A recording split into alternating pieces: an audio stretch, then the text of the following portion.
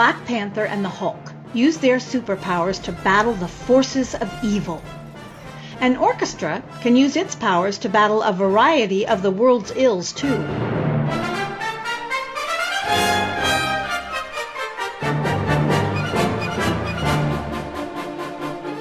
You are unlikely to come up against an arch-villain in your day-to-day life. At least we certainly hope you are. But you will undoubtedly have days when you face challenges, large and small, and an orchestra has the power to help with those.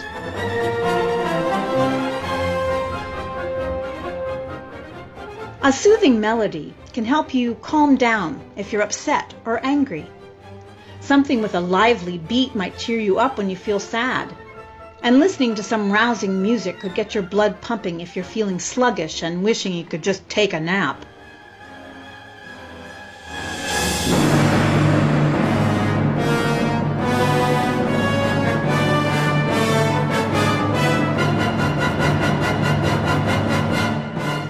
When you need a little pick-me-up, the instruments that make up the brass family can be especially helpful.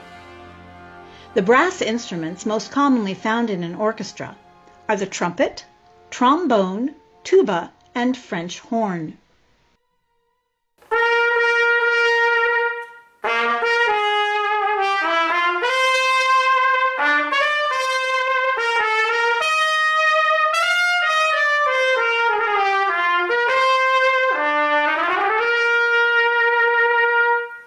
One thing I really like about the trumpet is that the trumpet can be one of the most heroic instruments in the orchestra. The trumpet usually brings the orchestra home. You hear trumpet often in movie music, in Star Wars, which we'll play a little later. But the trumpet can also be really lyrical, really pretty, and it can play almost every genre of music. It can play jazz, it can play pop, it can play rock and roll, and that's what I love about the trumpet. Hi, I'm Calvin, and I'm the principal tuba for the Symphonia. As you can see, the tuba is a brass instrument, and it's also the largest of all of the brass instruments. Because of this, the tuba produces the lowest sounds, or what we call the bass, of the orchestra. The French horn, or simply the horn as it's usually called in the orchestra, is played with the bell curving downward. The musician uses their left hand to play the valves and can change the type of sound they make by placing their hand in the bell.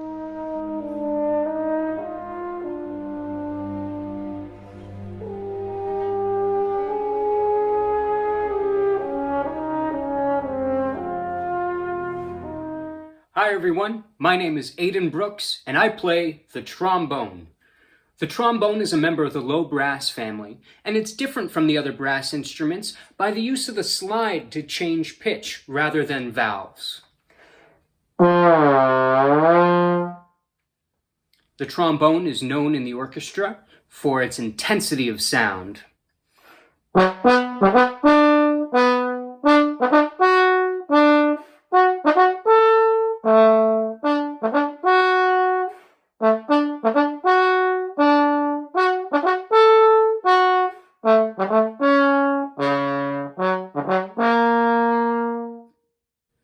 The trombone also has a softer, more lyrical sound as well.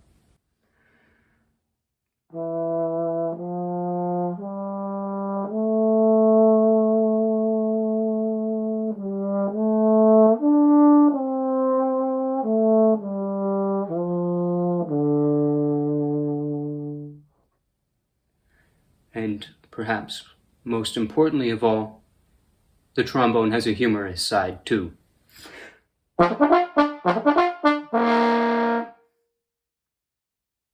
Less common members of the brass family include the sousaphone, euphonium, flugelhorn, bugle, mellophone, cimbasso, cornet, tenor horn, post horn, Wagner tuba, natural horn, natural trumpet, didgeridoo, and the piccolo trumpet. Believe it or not all brass instruments are made of brass. So what makes a brass instrument a brass instrument? The answer lies in the way the instruments make sound. Music is produced by vibrations. Strings vibrate, woodwinds have reeds that vibrate. All the members of the brass family, including trumpets, French horns, trombones, tubas, baritones, we buzz into a mouthpiece like this. It has a cup, and we go. Basically, we spit and we blow, but don't tell your parents that. And if we do that, we get a sound like this.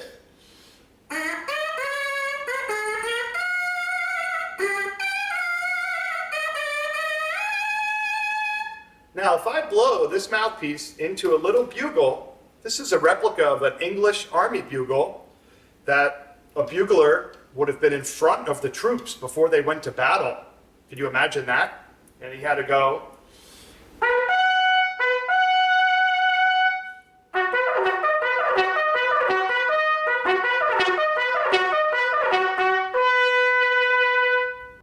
In order to make a sound on the tuba, the first thing you have to do is buzz on the mouthpiece.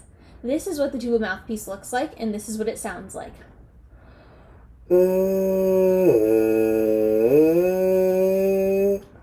Now, once you put the mouthpiece inside the tuba, it creates an even bigger, darker sound.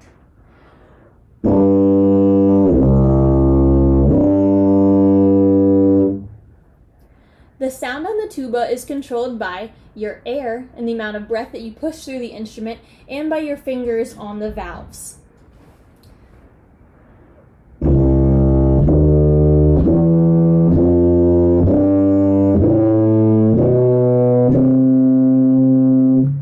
As you can see, I was able to change notes in that demonstration by moving my fingers in different patterns.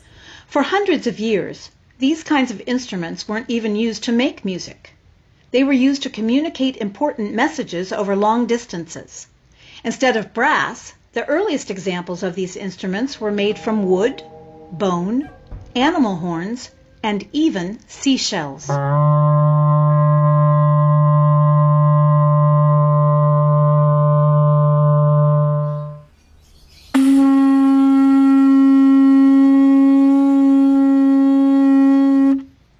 Although their role is now largely ceremonial, brass instruments can still be used to convey important messages.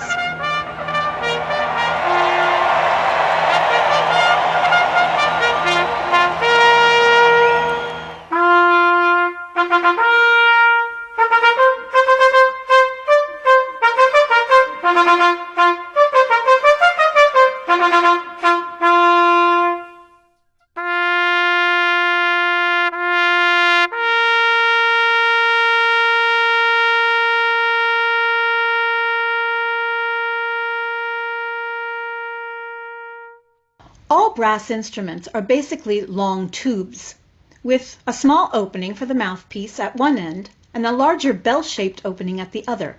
The pipes are so long, they would have to be looped or coiled so that the musicians can play them.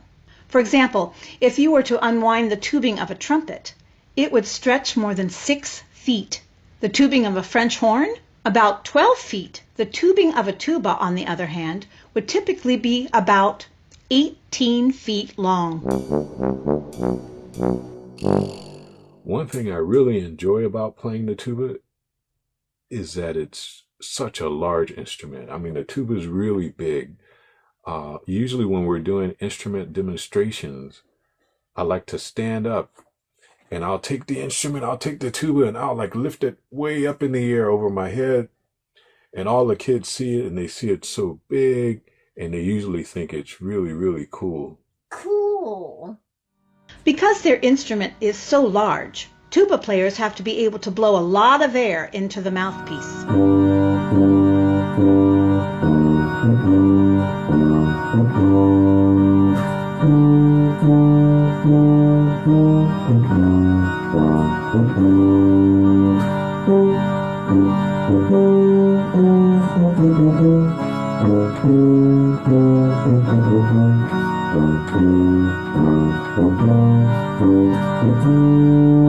The amount of air passing through an instrument can affect the sound.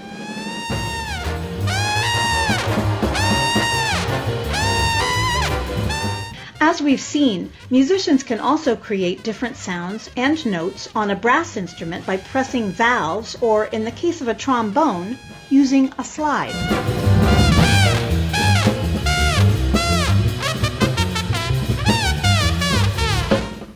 Another thing that I love about the trumpet is we can change the color of the sound with different mutes. This is called a cup mute because it looks like a cup, and this makes the sound warm. I think it makes it sound pretty.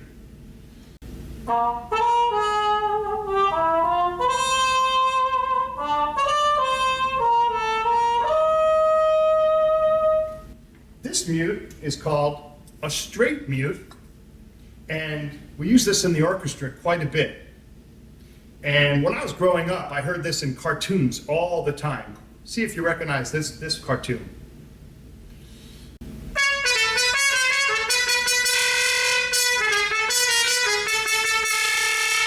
At Bugs Bunny. This mute is called a Harmon mute. One of my favorite mutes. We hear this in jazz all the time. One of my favorite trumpeters was Miles Davis, and he played with this mute.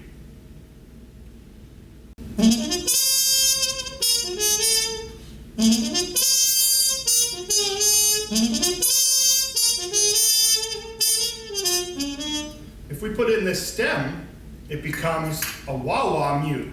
Take a guess if you could guess why it's a wah-wah.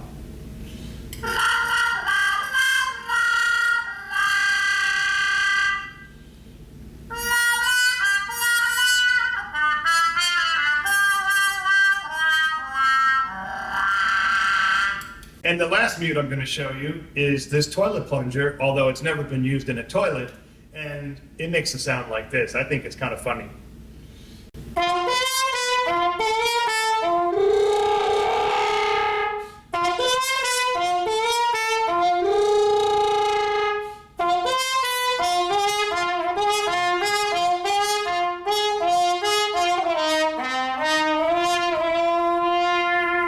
The brass instruments are a powerful presence in the orchestra, but that isn't the only place where you will find them. Calvin, for example, has enjoyed some amazing opportunities with his tuba. I was part of Shakira's band. That one's very high up there. But if I had to choose one, it would probably be playing the national anthem at the Miami Dolphins football game. That's probably my number one musical memory, because it was in front of maybe 60,000 people. It was very, very exciting. Their dynamic sound also makes the brass instruments right at home in a marching band.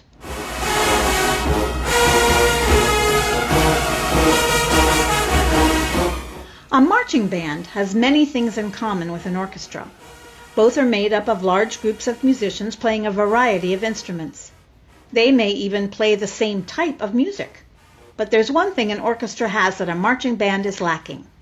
Can you guess what it is? You will find brass and percussion instruments in both. You'll also find woodwinds, like the flute and clarinet, in both an orchestra and marching band. But as you may have noticed, there aren't any string instruments in the marching band. Can you imagine trying to march in a parade with a cello? Many composers like Tchaikovsky, Mahler, and Prokofiev draw on the dynamic sound of the brass section to lead the orchestra in the finale of some of their most memorable symphonies.